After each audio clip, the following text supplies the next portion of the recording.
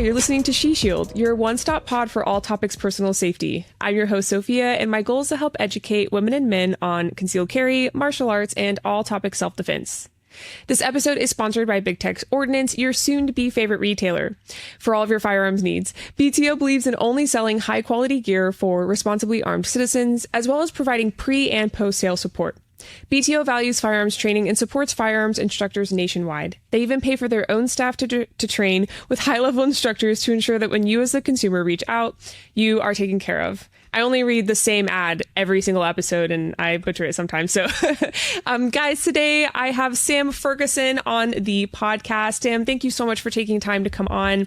I had the pleasure of meeting Sam actually at the 2023 Combatives Association Summit. We only chatted briefly there, and then I got to take his class at the 2024 Combatives Association Summit.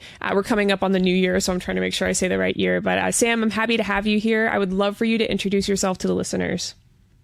Yeah, Sam Ferguson. I've been involved in combat sports since I was 8 when I started wrestling. Wrestled for a long time. I mean, obviously wrestled all the way through high school. I had a pretty good career in high school wrestling, wrestled freestyle, Greco during the summer and folk style during the winter. And then whenever it came time for me to go to college, I decided not to wrestle because I was 215 pounds and the weight classes in college are 197 and 285. And sucking off 20 pounds to wrestle 197 is not very much fun when you're a freshman and you want to drink beer and chase girls. So right. I decided not to wrestle in college because of that. Then really missed combat sports and started getting into MMA. I fought MMA for a while, had a bunch of boxing matches, a bunch of MMA fights, a couple Thai fights. Probably best known for what I've done as a jiu-jitsu competitor. I'm sorry, I also did some judo tournaments. But I've done about everything there is as far as combat sports you could do. So I'm probably best known for my jiu-jitsu competition, right? I've medaled at Nogi Worlds as a purple belt, brown belt, black belt.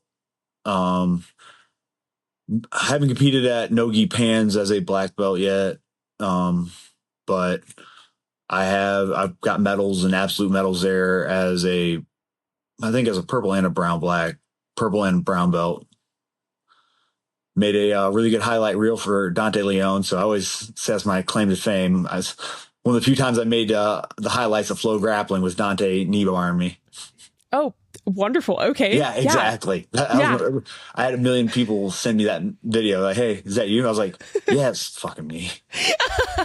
That's Thanks. so funny. I'm totally not upset about being knee-barred by a 155-pounder. It's exposure therapy every time. Yeah. I got a lot of exposure. But yeah, so that's what I did prior to becoming a police officer. You know, I fought and worked as an iron worker. Then once I became a police officer, I'd already kind of been exposed to a little bit of the shiv work stuff because whenever me and this guy, Larry Lemon, who's one of the OGs of shiv works, were white belts together. So I kind of got exposed to a little bit, not very much of the shiv works curriculum, but I started to get exposed to it. Then whenever I became a cop, I was like, hey, Larry, you know, I'm a cop. I'm not very happy with what we're being taught in defensive tactics. He goes, you need to go train with Craig. And so I took a bunch of classes with Craig. Occasionally I show up in AI for him as often as I can, but I've got, you know, a decent amount of stuff keeping me busy right now. Currently, I run Galo Combatives, help run a jiu-jitsu gym. We have a couple guys that want to fight MMA out of that gym right now. And then I coach wrestling as well, high school wrestling. Wonderful. Yeah, you are very busy. So thank you for coming on the podcast with your very limited schedule. Yeah. And as far as your personal training goes right now, what would you say you're emphasizing when it comes to setting your schedule for training? Yeah. Obviously right now, because of work and practice schedule for the high school kids, I'm not able to focus on my own training as much, but 2 or 3 times a week, at least me and some of the guys that are kind of coming up, we get together and we'll spar some MMA stuff and grapple for about an hour. Then I go to the high school wrestling practice. At the MMA or jiu-jitsu practices, what I've been focusing on a lot is just kind of how we want to be able to use like Craig's different tie-ups, like the arm bundle and the seatbelt, to get to like different positions in jiu-jitsu and how we can use it for that. Like the last couple of weeks, we've been doing stuff with dirty boxing, and we've been trying to get guys to be able to use the clinch. Sorry, the split seatbelt and the arm bundle, not just to control people, but how we can use it for lower levels of stuff. Right. I posted a couple of videos about the bundle on my Instagram. Wonderful. Yeah. And we can overlay that on a few highlights on social media so we can connect those two. But sorry, you were saying? Yeah. So then, of course, because it's very hard for me to make all the jiu-jitsu practice I used to make, I've also been going a little bit heavier than usual emphasis on my strength training. Absolutely. Yeah. And for those listening who are unaware of this, and this is a balance that I'm always wanting to learn more about, how does jiu-jitsu compare to wrestling in general? Jiu-jitsu is obviously much slower, partially because of like the emphasis on it from the beginning, and it just like jiu-jitsu, it always kind of was kind of weird to me coming from like a very competitive sporting background. But it seemed like you talk to some guys and they'd be like, "Oh yeah, I lost, but man, I was technical." I was like, "What does that mean?" Like, Right. you know what I mean? Like, so like, I understand the idea of being technical, but it's like if you lost, like, if you had to pick between being the least technical person that's won every single match or being the most technical person that lost every single match, which one would you pick? And that's kind of comes from wrestling, right? Like, they definitely emphasize your attributes and being able to use them to your strength. And so I would say that the pacing of it is, and also the feel of it. And so that's because like there is no like watering down of it in wrestling, really, if that makes sense. So everybody that shows up to a wrestling practice is a competitor. It's not like in jiu-jitsu where you got guys, I just want to hang out with my friends and, have, something that might come in handy, and I just want someone to work out and have a good time with my friends. Right. That's not the case at wrestling. Every wrestling practice, everybody is there to fight and to compete. And there's just not that lack of competition, right? Unless you guys like you say we're gonna have like dedicated play wrestling rounds, we are going to be going hard the entire time, right? And it feels to me much more like a fight. Like I'll still show up. Actually, it's been a while, but whenever I was fighting, I would still show up and do like college open tournaments occasionally. And I would come out of like those wrestling tournaments being more like physically marked up than I would after some of my MMA fights or some of my boxing fights. It was just like, it's just much more intense than jiu-jitsu. And some of that's because, the odds of injury are like, as far as like catastrophic injury, like arm breaks, are significantly lower. So you don't have to have as much control for your partner's sake in wrestling as you do in jiu-jitsu. I would say that's the main thing, is how hard you can safely go, the age and the like intensity of it, because everybody's competing, right? Like I'm sure that whenever you're training jiu-jitsu, guys that are just there for a good time and to hang out with their friends. And then there's guys that are like, no, like Pans are in 2 weeks. I need to be going hard. And just the difference in that role is the difference between wrestling and jiu-jitsu. And also another thing I would say that is a big difference cardiovascularly between the two of them is the amount of up and down, right? So very rarely do you wrestle from the feet in jiu-jitsu practice. And you very rarely, even much less so, is like you don't ever think about, I don't want to get to a guard, I want to get back to my feet, right?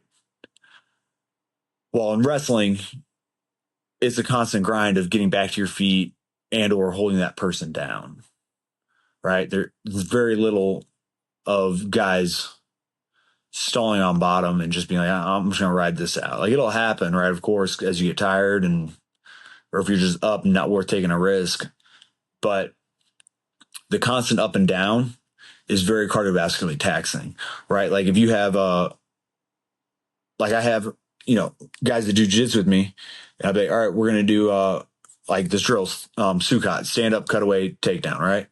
So you just alternate back and forth, drilling up and down, right? I take you down, you get back to your feet, and doing that for 5 minutes will wear you out more than a roll. At least that's kind of been what it seems like to me from seeing other people do it. Yeah. Absolutely. I think that's the first time I've ever heard that perspective, but I have such little experience with wrestling. The most experience I've had is from casts, from doing a little bit of the Greco-Roman style that Craig works into his classes. So from the very little I've experienced, that makes a lot of sense. And honestly, the expansion of perspective from jiu-jitsu has been really nice, especially in relation to like weapons-based entanglement. That's been very interesting. And I believe the class I took with you at CAS was the 2-point control technique class, right? Is that what you called it? Yeah. So it's getting to a Russian or a 2-on-1. I think in wrestling, you call it a Russian. I think that Aaron Genetti refers to it as an outside 2-on-1. Okay. I can't think of what Craig calls it, but it's all variations of the wrestling technique or position called a Russian, where you're grabbing a hold of the wrist, you have a hand down the bicep, and you're behind their elbow. And so I like it a lot. I think everybody uses it at some level for edge weapons defense, it seems. And then we also use it a lot for kind of lower levels of control, right? Like you'll just kind of grab a hold of somebody. They're not necessarily like wanting to fight. They just want to tussle around a little bit before they go to jail, or they want to try and run away. And you'll grab a hold of it, one arm, then they'll start turning around and stuff like that. And just being able to use that to do some of the takedowns we did, So at the summit, what I took was that 2-on-1 control to 2 different takedowns that allowed you to stay unentangled, but you could very easily use them to stay entangled as well. But we were talking about edge weapons defense. So we were wanting to use those takedowns to create a separation they couldn't cover back onto us really quick with and get a pistol out. And then, of course, like if you remember from the class, right, we talked about ways we can use it for maintaining control of them and just lessening their impact with the earth. You know what I mean?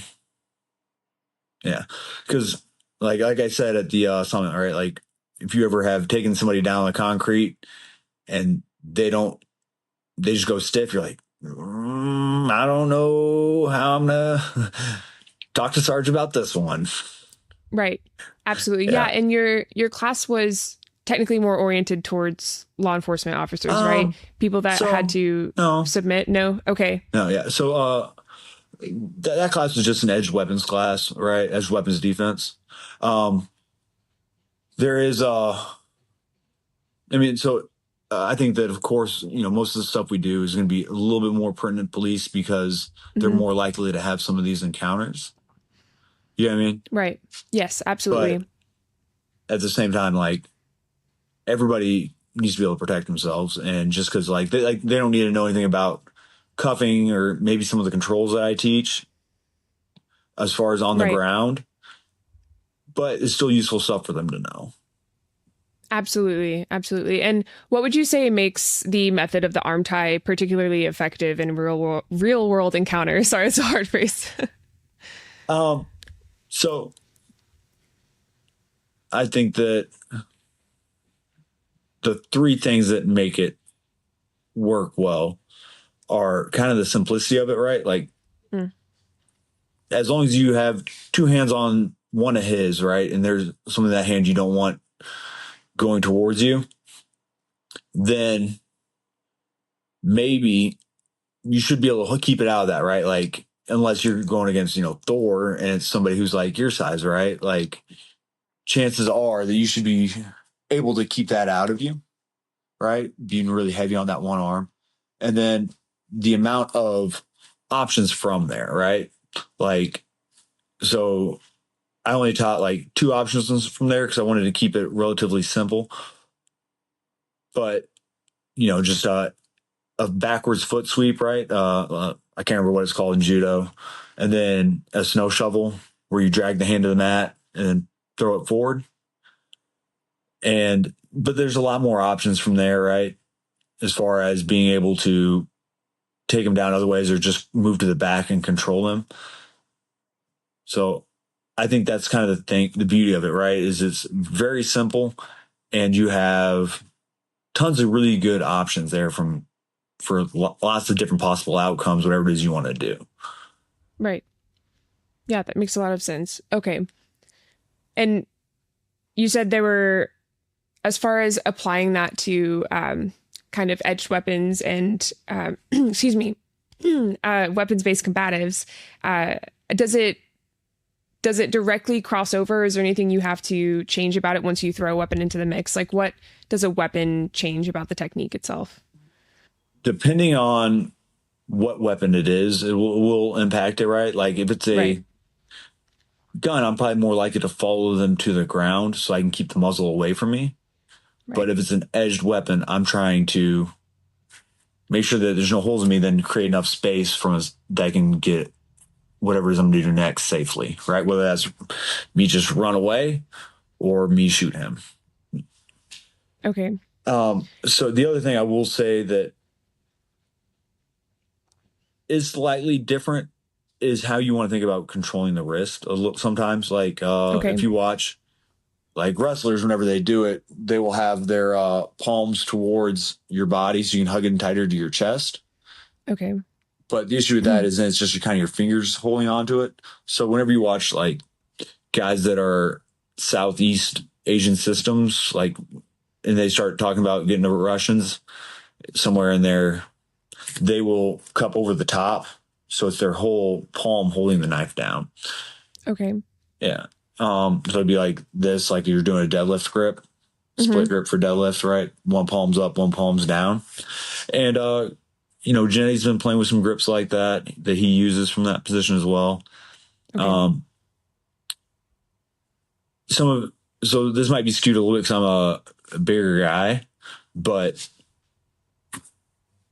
I don't think this is a whole lot of difference for the amount of time you're going to spend in that position with either palm down or palm up.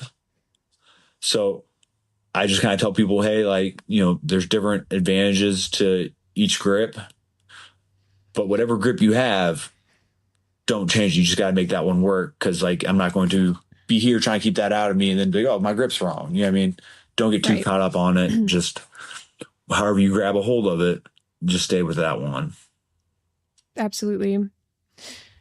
Have you found that police officers you've worked with, both as an instructor and as coworkers, have a pretty good foundation in wrestling? Is that something you see often? So I'm sure it will vary a little bit based on where you are. Kentucky has a very subpar wrestling culture, in my opinion, right? Like, Okay. and it's weird too because we're kind of surrounded by some really hotbeds of wrestling. Pennsylvania is not very far. Ohio's got great wrestling. Illinois' got great wrestling, but for whatever reason, the wrestling in high school here is much lower level than those three states. Granted, of course, Interesting. those are three of the best states there are for high school wrestling, but it's definitely a difference. You know what I mean? So I'm Yeah. sure that if you were to be dealing with, officer in Kane County, Illinois, where I got a buddy who's a sheriff there, I think, and he's one of the best wrestlers I've ever trained with. But then in Kentucky, it's just not the wrestling culture there is in Illinois or Ohio. So I'm sure it I see. varies state to state. Um, but overall, I would say that not super high level wrestling, right? And I we see. we get by with it a decent amount because a lot of times people are either running from us or trying to pull away, and they're kind of giving us a break in their balance. So you don't Mm. necessarily have to have Division I level wrestling or anything like that to be able to get a takedown in a lot of these interactions. You know what I mean? Because they're kind of more worried Right. about getting away than anything else, generally speaking. I see. So, how might a police officer balance their training between jiu-jitsu, wrestling, and then integrating weapons training? Yeah. So, right. The way I do it, whenever I'm training, like for myself, is I go to the range once a week. I dry fire for 10 to 15 minutes every day. And then I go to jiu-jitsu practice 3 to 5 times a week. Right now, I'm at wrestling practice 4 to 5 days a week. And that's how I would do it. And then whenever it comes to like grappling in the weapons-based environment, what I do is the last week of the month, so a quarter of my training time, I will devote strictly to grappling in a weapons-based environment. Like we'll do some stuff randomly Mhm. throughout, you know what I mean, dealing with weapons. But I think that 99% of your uses of force or your fights are going to be empty hand problems, right?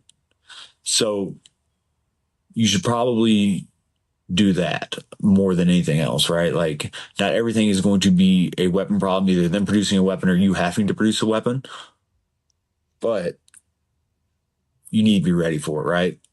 So like we were talking about with what I've been doing lately is we've been talking a lot about how I've been kind of repurposing a lot of Craig's stuff for dirty boxing, right?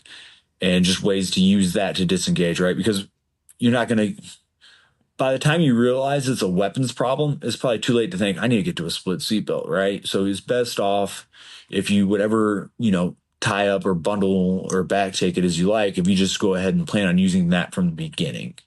You I know what I mean? see. Using Okay. that Yes. to get to whatever it is you like to do. I think we talked about, I already mentioned it once, right? But I've been putting out on Mondays a bunch of a video about a position, how we can use it. I haven't talked much about dirty boxing right now because right now we're just working on, at least on the Instagram, right? We talked about how we could use it to access a weapon. Hmm. But today we talked about how I use the difference in how I step in the split seatbelt so I can get them a little bit more off balance and use it to either take them down or take the back while also being safe from punches. You know what I mean? Because chances Yes. are we're not going to have to shoot somebody, but the odds of us having to fight somebody are relatively high. I see. And as far as weapons access, so accessing your own weapons, or just so you're maintaining control of their weapon, how can someone train when it's appropriate to deploy their own weapon? So pulling your own duty weapon, or maybe someone in a situation where they're concealing appendix. Yeah. So like, right, so like it's a little bit different in dirty boxing, right? But like if you're using the split seatbelt or the bundle to dirty box, right? That hand that is hitting him while you're controlling his other two limbs, that's just the hand you use to get your pistol out, right? And just having the freedom use of that hand to do whatever it is you need to do. This is an important thing to do, right? And also I think that another good thing about, you know, doing dirty boxing is it's, relatively safe, especially if you have a good partner because you're too tied up with each other to get super hard shots usually, unless you're Mm, playing elbows. Um, but it just reminds you that if I don't control that hand, something bad's going to happen to me, right? Whether it's me to right. get punched or maybe he accesses a weapon. So I think that just getting used to the idea of dirty boxing, specifically like we do a lot of dirty boxing off the wall, you know what I mean, is a Right. really good drill to do a lot of. Makes sense. What concentration of your training instruction goes into civilian compared to law enforcement right now? So most of the classes I teach are going to be primarily civilian classes because the Okay. groups that it's an easier market to break into, for lack of a better term. And then also that's just kind of like most of the people I know. Like I know a lot of cops, but a lot of the people who like will have me in for seminars are just gym owners. Like, hey, I want to do more self defense type stuff. I want to get this squared away for my guys because nothing worse than losing a match I mean, winning a match and, at the IBJJF and then losing the fight in the parking lot. Absolutely. Yeah. Yeah. So I think that, well, I definitely think that sport jiu-jitsu is awesome and, sport grappling in general is great. I love it to death. But whenever you're first getting into, jiu-jitsu, you're probably thinking, I want to be a fighter or I want to be able to protect myself, right? And you have to keep that at the forefront of your training. You know what I mean? You can Yes. focus more like whenever you're getting ready for a tournament or something like that or a fight, whatever it is you're going to be focusing on for that little bit. But you do need to keep it going back to how am I going to use this when it actually matters at whatever speedway parking lot you like to fight at. Absolutely. That makes a lot of sense. Yeah. What's the Chris Howder quote? Train sport, practice the art, think of the street. I can't, it's something like that. That sounds right. Yeah. Train sport, practice the art, and remember the street or something like that. Okay. Chris Howder, I'm sorry for butchering your quote. That's okay. We'll put it in at least in the show notes, or we'll throw it in if we highlight this on social. We'll put the quote down. But it reminds me of I just had Scott Jedlinski on the podcast, and it reminds me of kind of what we talked about with competition shooting compared to practical concealed carry shooting, and really defining your why as far as like why are you carrying, why is firearms training even important to you, and then kind of building a routine from there. Yeah, that makes sense. And then of course maintaining a healthy body to actually be able to protect yourself, not injuring yourself during training. And I would assume competition has a higher propensity for injury, right? So, competition training compared to like everyday training. So I'm trying to think of all the injuries I've had. I've had 2 injuries in competition that still kind of linger with me a little bit. That happened in competition. I don't think I ever got hurt in competition training. You know what I mean? Like whenever we have comp class. But I would randomly get hurt doing strength training because like for a while their strength training was very much secondary to what I was doing. Right.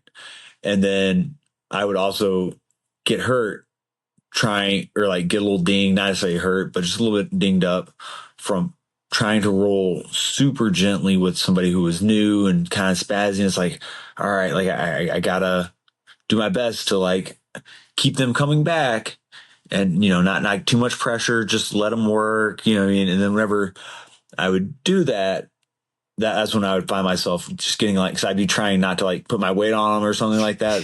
That it would end up causing me to have a little injury. Oh man. Okay. Are you in search of top-notch gear that exceeds your expectations? Look no further than GPS, brought to you by Go Outdoors Incorporated. GPS has been dedicated to crafting the finest products for hunting and shooting since 2002. As someone who frequents the gun range, my GPS bag is a staple to safely and effectively haul my gear. My personal favorite is the GPS Tall Range Backpack, which makes walking USPSA stages simple and organized. Their specialized bags are designed to keep all of my valuable equipment secure and organized. With GPS, you can experience the ultimate peace of mind. There are 3 exciting product lines: GPS Tactical, GPS Wild About Hunting, and GPS Wild About Shooting provide the perfect solution for your specific needs. So whether you're on a hunting expedition or hitting the range, GPS is your reliable companion. To find a bag that fits your needs, use code SHESHIELD20, that's SHESHIELD 20 to save and to support the pod. Again, that's SHESHIELD20 at checkout. Yeah, so like I would just like be stepping through, or they wouldn't be where I thought they'd be, or something like that, and I'd be like, just twist my knee up, like. But yeah, that's been my personal experience in it. Absolutely. As far as chances for injury, would you say there's a difference between wrestling and jiu-jitsu? Yeah, definitely. So some of that is the intensity that they go at, right? And then the other thing I would say about that is just on your feet in general, there's much more chances of injury. You know what I mean? Because like you have to post more and your legs kind of get a little bit more tangled up with each other. Right. Yeah. Yeah, that makes a lot of sense. Okay, that's good to know. This is super interesting to me as someone who doesn't have much of a wrestling background. And people will ask me what the difference is. And I hate to admit this, but for a while there, I actually answered that question. And I can't believe I answered that question. And I talked about like the difference They're between. asking if they want to know what you think, right? I mean, yeah, but I didn't think what I was thinking at the time was not very accurate, so I won't repeat it here. But Okay. This is very helpful. I can point them to this episode now, so that's the goal. It's totally a selfish endeavor, but no, that's super good to know. I had a question kind of queued up for you, and it's totally understandable if you don't want to answer that today. I read on the Combative Association website that you were technically a third shift patrol officer. Is that correct? Yeah, I was third shift for the last 4 years. I just switched to being a bike cop. And before everybody starts making fun of me. No. I've heard of bike copping. It's yes, go ahead. Explain. So it's a relatively flexible schedule. Oh, nice. Okay. Yeah, which is very nice for me. And the other advantage, or so like the real thing that appealed to me about it was working the bars, right? So like I worked the downtown and the bars, and so there's just a lot more action that happens there sometimes in patrol. Was kind of how they sold me on wanting to go to the unit. Gotcha. Okay. Yeah. And would you talk about the qualifications you have to have for being a bike cop? Because I've heard of the training and the tests that go into the bicycle portion of it, not the bicycle, the maneuvering portion of it itself. So we had to ride a solemn course. We have to go in and out of the cones. Then there was like a yard by yard box that we had to go through it and stay inside it for 4 revolutions. And that one was really hard to turn it's like basically like as soon as you got your bike straight, it was time to turn again. Right. And that was the one I struggled with the most, but luckily he's retired now, or had a medical out rather. The guy that helped me pass that portion was a really good dude, great instructor. His name's he goes by Zag, but yeah, he just medicaled out, and he managed to get me to limp through it, through the little turn thing. I hated that drill so much. I don't blame you at all. Yeah. Yeah. And it's funny because we had the class before me for the bike school. They had he was an older sergeant at the time, but he was like, I want to be bike certified. And so he was taking the course, and he'd already been shot twice in the face at this point, and didn't medical out. He's fine, Wow. but he went over the handlebars and tore his labrum and during bike school, and had a medical out over it. Oh my God. Yeah. So oh no. Yeah, it's like that's not cool. Shot in the face twice, I think. You know what I mean? And just shake it off. Rub some dirt on it. But bike school, that's what got just him. like that. Yeah, we've never had this perspective on the podcast. I've never gotten the chance to talk to someone about that. So it's really interesting. Yeah. I mean, so it's just different. Yeah. You're always going to have injuries, but the bike school is notoriously hard injury-wise on people. Absolutely. I'm going to be completely honest with you. I debated if I should admit this or not. I don't think you're talking about a motorcycle. No. Talking about bicycles. Yeah, bicycles. Oh, okay, great. Yeah, so initially I thought bicycle, and then you said something and I was like, shit, is he talking about motorcycles? Yeah, I'm a pedal bike cop. I don't get on motorcycles. Okay. I've seen too many people die on those. Yeah, okay. So, oh God, I'm actually so glad I asked. I was almost too embarrassed because I was like, shit, he means no. So a motorcycle. Okay, no. So like we're on bikes because like a lot of times it's just easier to bike from one fight at a bar to bike to the next. You know what I mean? Oh yes, yeah, and so also like much you just weave in and out of traffic on that. Yeah, I've actually heard that it's a super stealthy form of being a police officer. Like, you are able to infiltrate and move in and out of places. Oh, yeah. Unlike other, like, unlike a cop in a car. Yeah, definitely. It's a lot easier to sneak up on somebody when you're not in a big white billboard. Yes. Yeah, that's what I've heard. So I love that we're able to bring that onto the podcast today. And as far as the qualifications for cycling and like how far you're supposed to be able to ride, and what does that look like? Do you have any quals there? Yeah. So the quals that were difficult for me were the like skills quals. I don't remember how far we had to ride. I think that one day we did like a 14 or 15-mile ride, and Gotcha. That wasn't super hard. I'm in good shape and relatively strong, so but I'm not super technical on a bike. So the technical skills are the hard part for me, but just just grinding through, I could do okay. Oh, absolutely. Yeah. Do you feel like you're more tired by the end of the day compared to before? So we're not always on bikes. You know what I mean? So like some days we'll go on like 5 or 6 mile ride, just more so for exercise. And then whenever we're working, because like most of our bars are in a like 4 block area. And so because of that, we mainly just will camp out between the 3 busiest bars and talk to people there, and then go right off whenever something happens nearby. Got you. Yeah. No, that's so cool. Seriously, I didn't even think we were going to get to talk about this today. So I'm really glad we got to, because I've only heard this recently. This is someone who I'm pretty close with. He's a police officer, and he was telling me about that unit, and he was like, people don't understand how stealthy they are and how they can do things that like the others can't. So super cool. Oh my gosh, fun. Yeah, absolutely. As far as like, this is the last question I have about that. This is out of just plain curiosity. Is as far as your kit goes, like, is it difficult to like ride with your kit, like your entire your belt and your holster and your mags? Like, that's not super difficult. Interesting. The one thing that I will say that is annoying about the bike is that you don't have as much space to carry all the stuff you might need. So like I just have like a gunshot trauma kit, and what else do I have in there? Then I have like a couple citation books and some other like parking citations. But most of my stuff is just you just don't have as much stuff with you that you think might be necessary as you do when you're in your cop car.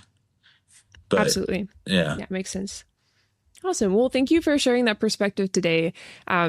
So I know earlier we pivoted because I wanted to learn more about this, but since you've developed a deep focus on combatives and arrest tactics, do you feel comfortable sharing an example where your training in edged weapon defense or combatives directly impacted an outcome of a dangerous situation on duty? Is that something you could share?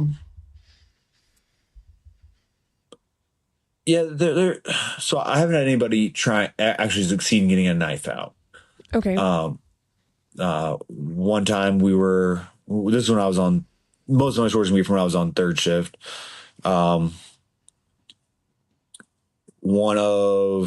were out with a guy who was, so like they smoke this stuff, synthetic marijuana, we call it Ren because they call it Serenity. It's basically, do you remember like Spice from back like in the mid 2000s? Spice from the mid No, I was also born in 98. So, oh God, I'm sorry. All right. Well, I'm a little older than you. I don't know. When you say mid 2000s, do you mean like 2007 is kind of whenever I had a bunch of friends doing that. Okay, gotcha. I don't know. I don't think I've heard of it. It was like Spice. The beginning of like bath salts. Do you remember all this stuff from Florida a couple years ago? Oh, absolutely. Yes. Yes. The zombie. So it was kind of like the B version of that. Okay, gotcha. And that's what they're smoking. And so like dealing with them when they're on that is very difficult. But yeah, we ended up wrestling with this guy for a while.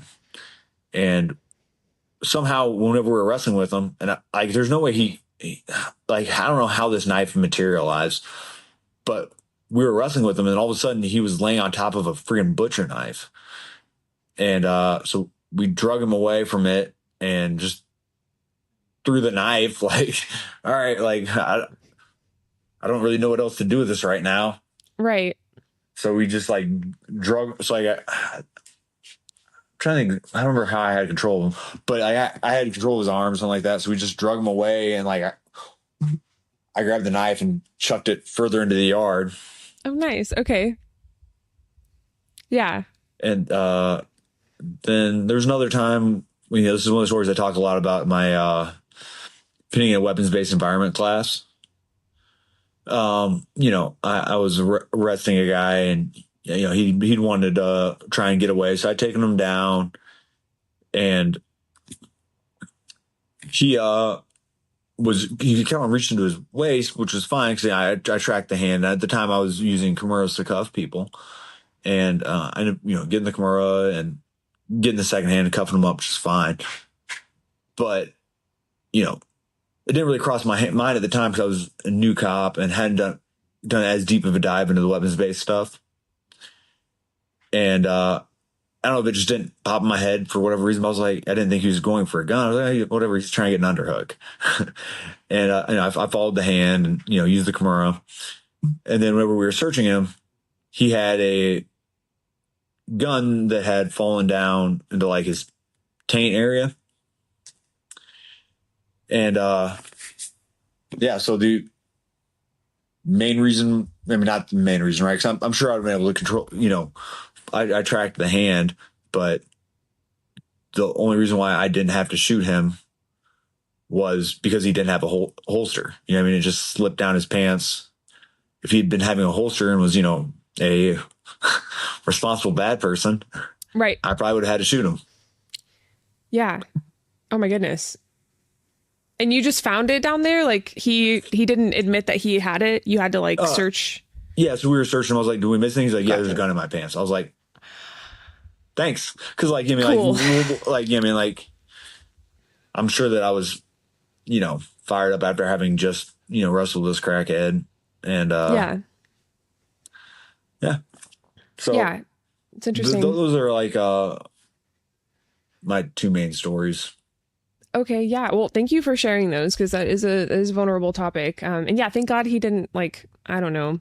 Yeah. Conceal better. Nobody tell him about Henry holsters or Tenacors. I was just about to say that. No shit. I was just about to bring up Henry holsters. It's so funny. I was going to say, thank God he didn't have the Enigma or something that would have absolutely kept his pistol in shape or in place. So yeah, that's so funny. Yeah, I love that. I'd like to pivot a little bit to teaching philosophy. You've stated that you've worked with notable experts like Paul Sharp and Craig Douglas. How has their guidance influenced your instructional approach, and what key principles have you incorporated into your own teaching philosophy? Craig does a great job of commonality techniques and everything working well together, right? To be honest with you, I would say that the person who has probably been the biggest impact on how I teach, because I train with Craig, 5 to 10 times a year at most, right? Probably 5 times, right? So I'm with Craig for 200 hours a year or whatever it is, right?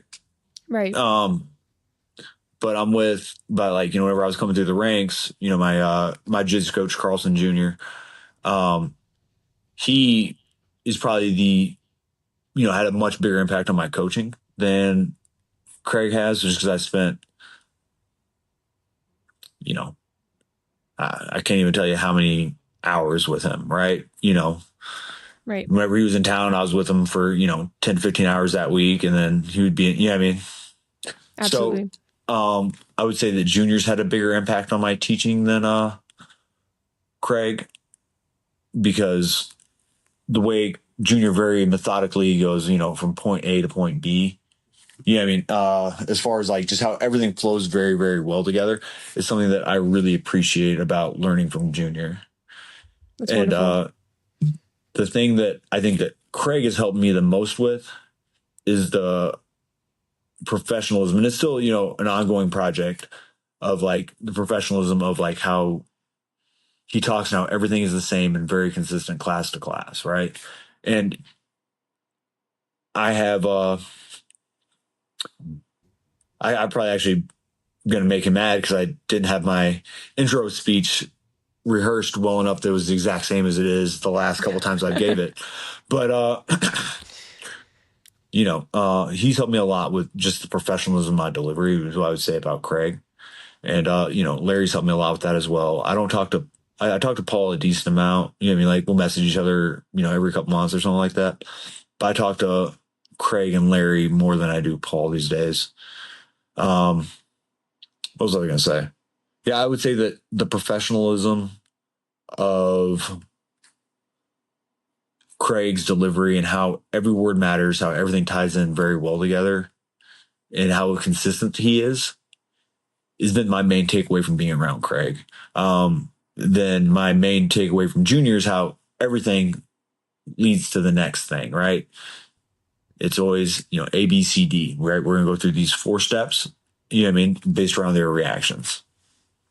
So that methodology of that is been a big deal for me from Junior. And then my delivery, as far as trying to use the appropriate vernacular, that's a big word for Craig. He likes his big words. So I think that just the professionalism of the delivery and how he has very good descriptive words that mean exactly what he wants them to mean has been my main takeaway from Craig. Absolutely. Yeah, he does articulate very well. Yes. Yeah.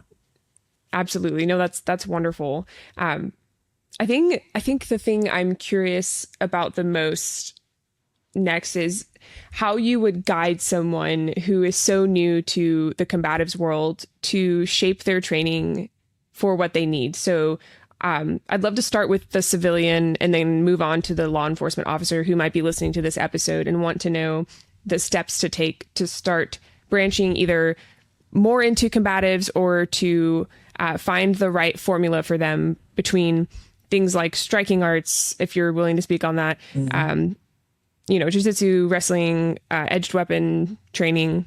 Do you have any type of formula and perspective you'd like to share on that? I would say that whatever you pick, as long as there's a competitive element to it, will probably be okay. Right. Okay. Like, I think that wrestling is the king, right? That is what has produced more UFC champions than anything else. And it also produces, just a level of toughness, I think, that you may not see out of your standard jiu-jitsu guy. But that being said, there's no real wrestling schools for people in their 30s, right? So because of that, you just have to kind of take what you can get, right? Like, I think jiu-jitsu is great. But you have to remember that you're going to have to do things slightly different, right? Like, if you have MMA classes at your gym, hopping into an MMA class occasionally. What I would recommend is, at least once a week, going to a boxing class. You don't have to spar or anything like that, but getting some bag work in, some pad work. Then 2 or 3 times a week, I would be on the mats and you want to be a part of the class and do what they're doing, but you have to kind of think about how you want to control just with different end states in mind, right? Like, so one of the things that I'm not a big fan of for the weapons-based environment is moving to mount. It's great for sport jiu-jitsu.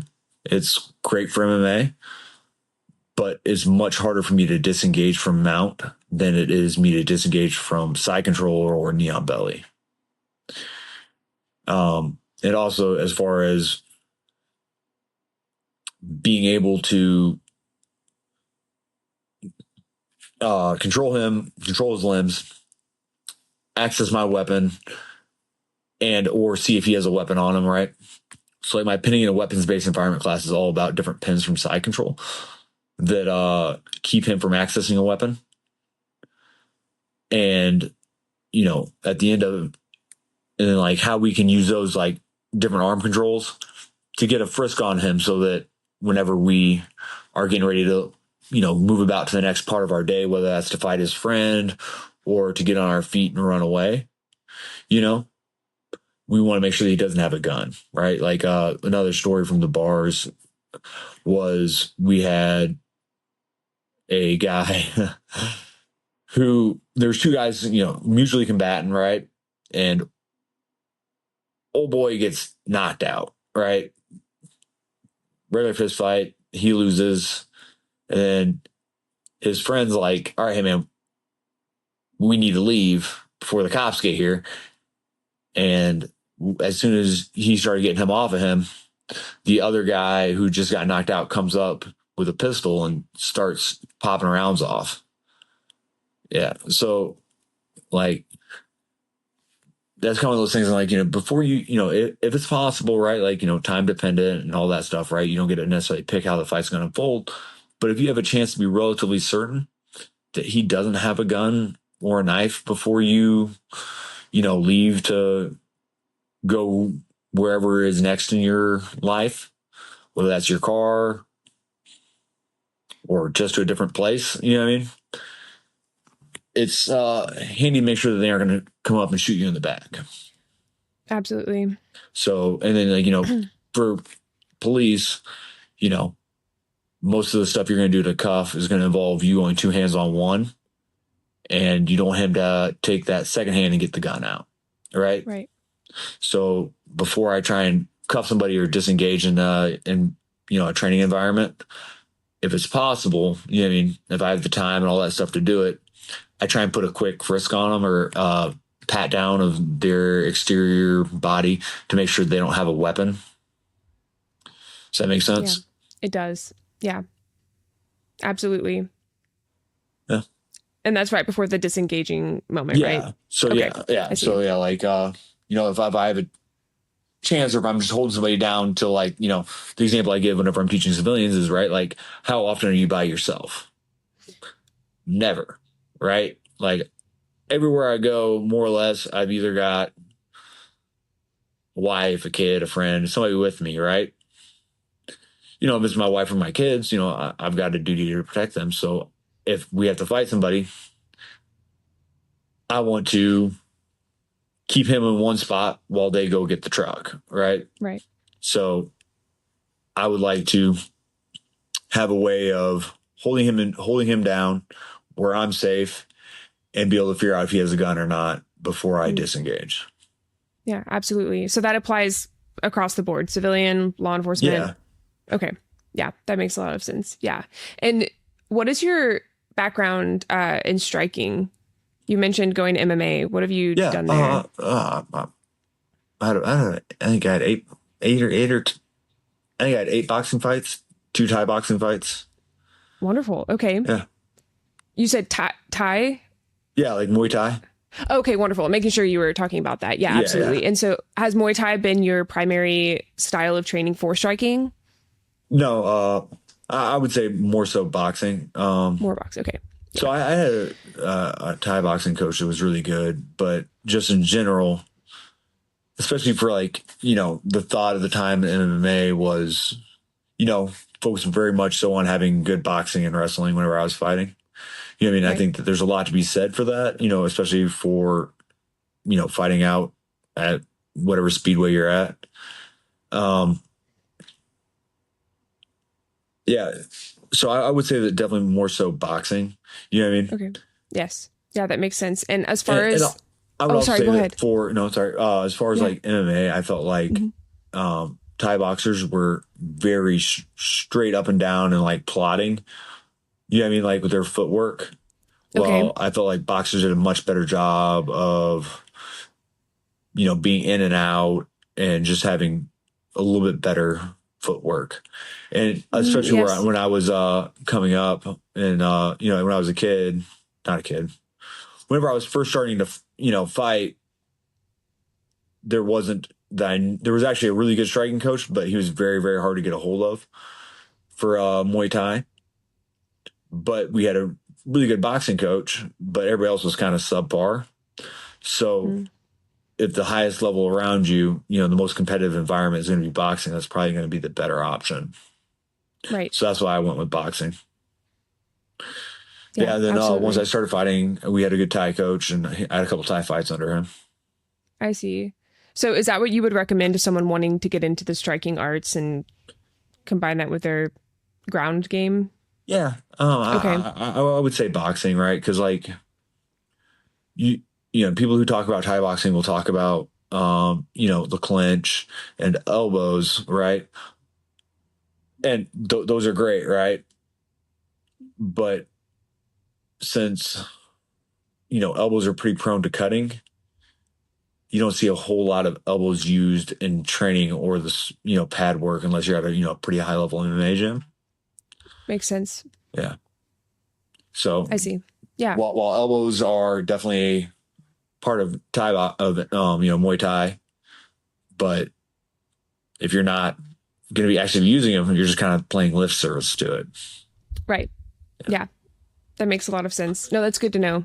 I like getting some perspective on here about striking. I feel like we have a ton of jiu-jitsu people and Yeah. everything, so I like to get that on here when I can. So that's good to know. And yeah, the footwork thing makes sense. Muay Thai was I really only did Muay Thai. I taught cardio kickboxing at a gym once. That was great. I had to Hey, break it that's where to the money people though. is.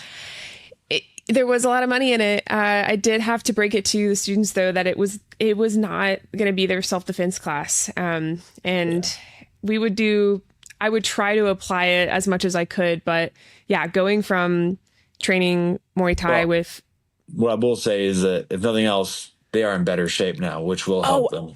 absolutely, absolutely. It was really only the people that were like, good, now I can fight people. I'd be like, ooh, awesome. First of all, why would you want that? Secondly, no. So it would So, be have you been punched in the face in this class? right. So you probably experience that before we start talking about wanting to fight people. Absolutely, absolutely. Yeah.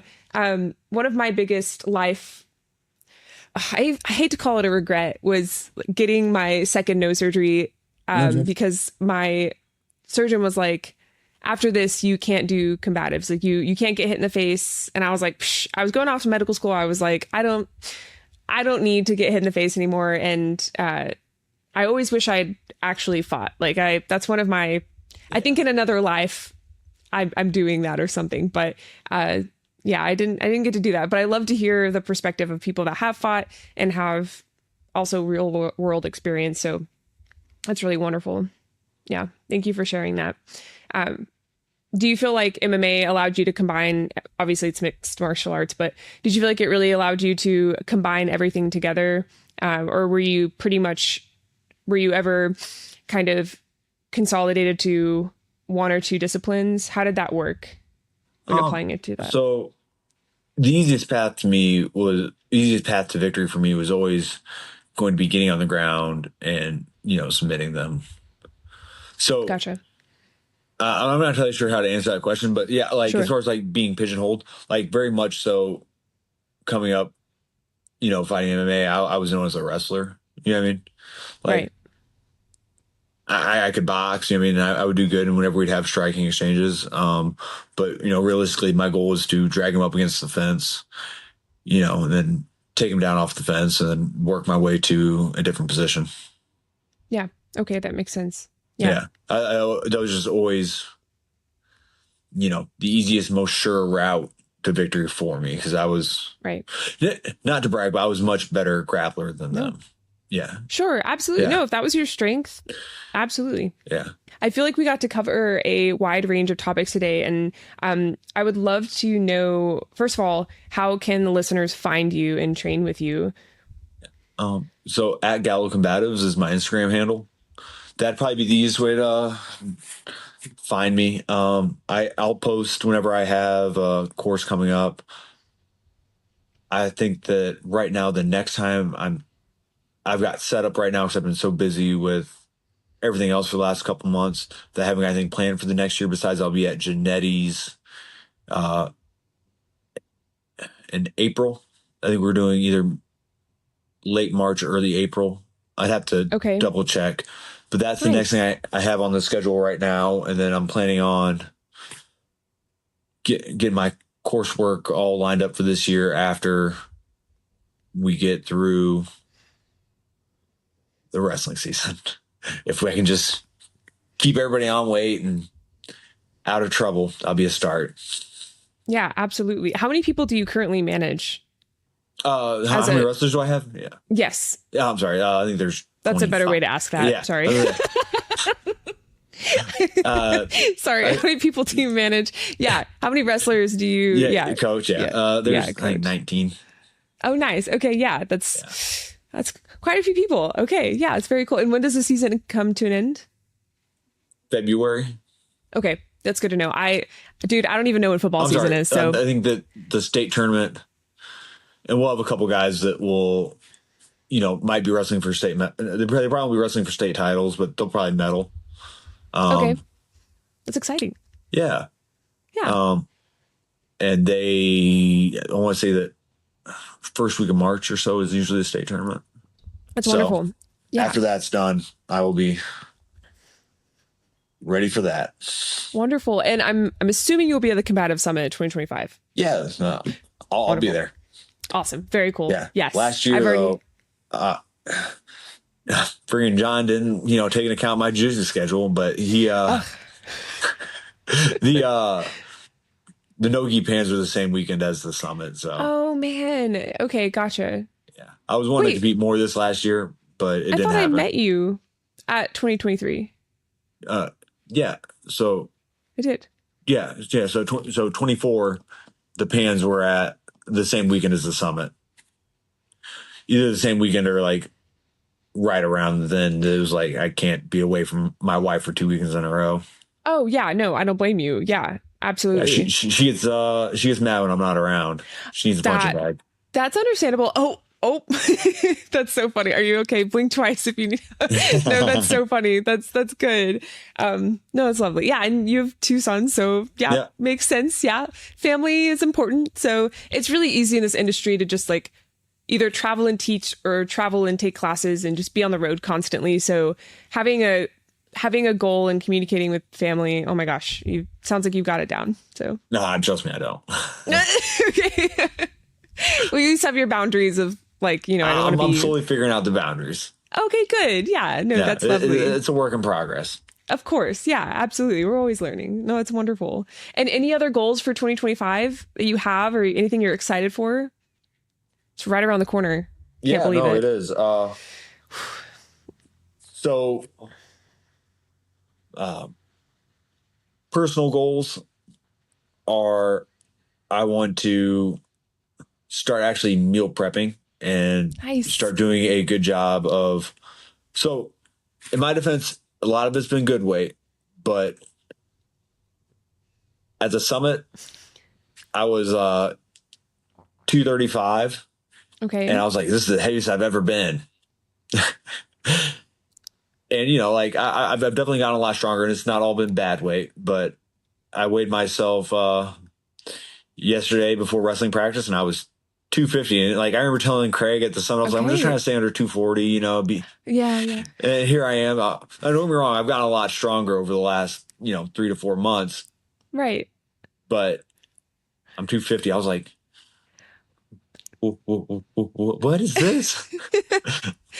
Yeah, that would be difficult. So, but it's holiday season. I know my coach, I talked to her about doing kind of a mini cut during this time. She was like, are you sure though? Because it's like, it's holiday season. It's cold outside. You have family visiting. Like it's almost a harder time to like, to maintain and cut for sure. I feel like it's easier. It should be easier for me during the winter. You think so? Because I don't have people want me over for cookouts. Oh, okay. So like warmer months are more difficult for you. Okay, got you. Yeah. Maybe it just depends on the person. I think the real issue is since going to the bike unit and off a third shift, the food is much more available than it was on third shift. Cause like the only thing that was open was Waffle House, and I love Waffle House, but like I had it down to an art, like how to eat and get my perfect amount of macros in. And they knew my order. Awesome. You know what I mean? Yeah. Yeah. So like I'd walk in, they'd be like, all right, 8 eggs, cheese, and, tomatoes, peppers, and ham. And that nice. was, yeah. So that's like 55, 60 grams of protein and practically no carbs. Yeah. Yeah. Sounds like it worked out. Yeah. But it was great. Now you're like, are you on like a strip with good food? I work the bars, and there's always pizza and a hot dog guy. And yeah, that would be difficult. Hopefully the bike though will cancel it out as you go. But yes, I love the plan of meal prepping, like being intentional with macros and availability. That's awesome. It's exciting. That's wonderful. Okay. Well, before we, sorry, go ahead. Yeah. I was saying, then I think usually I teach like, every other month. I think that, so like I teach, 5 to 7 classes a year. Okay. I think that this next year I'm going to try and make it a point to teach, I'm going to try and get about 10 or 12. You know what I mean? Okay. We're going to see how that works out. You know what I mean? Because before it was about every other month. And now I want to make sure that throughout the course of the year, I get 12 so I can continue to become a better instructor and, start getting some of the stuff I have out. Yeah, that's wonderful. Well, how exciting. I'm excited to see that all kind of, unravel. It's going to be great.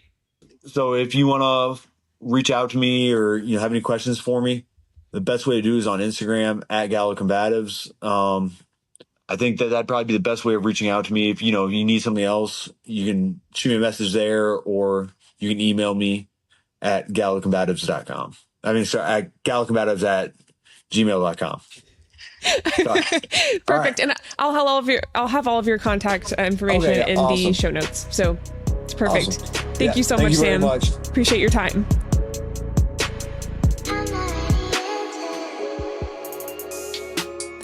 Are you ready to step up your shooting game? Introducing Walkers Inc., the pioneers in ear protection for shooting, hunting, and commercial applications. For over 25 years, they've been revolutionizing the industry, ensuring your hearing safety and enhancing your shooting experience.